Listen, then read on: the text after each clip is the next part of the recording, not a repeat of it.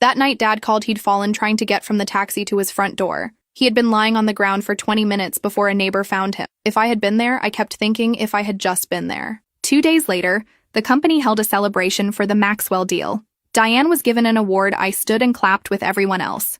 Then came the announcement that made everything stop. Diane would now head up a new division created specifically for the Maxwell account, and she needed a strong team. She spent 10 minutes talking about the qualities she was looking for, then announced her first hire. Ryan, the guy who had been with the company for 6 months and hadn't contributed a single thing to the project. I sat there stunned as everyone congratulated him. Then Diane looked at me and said, "Jennifer, I need those quarterly reports by end of day. I know you won't let me down." Something broke inside me. 5 years. 5 years of saying yes, of staying late, of missing time with my sick father. 5 years of watching others take credit for my work. 5 years of being nice. I stood up, walked to the bathroom, and stared at myself in the mirror. My hands were shaking. I barely recognized the woman looking back at me. That was the moment. That exact moment when I decided being nice wasn't working anymore. I walked back into that celebration with a strange calm I'd never felt before. It was like watching myself from outside my body. As I approached Diane, who was laughing with the executives about plans for the new division, without thinking, I tapped her on the shoulder and said,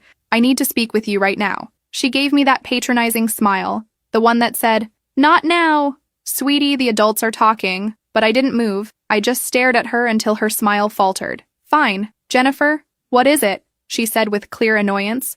"I think we should discuss this privately," I said, my voice steadier than I expected. Everyone was looking at us now. She couldn't dismiss me without making a scene, so she followed me to a quiet corner. "What's so urgent that it couldn't wait?" she asked, checking her watch like my time was worthless.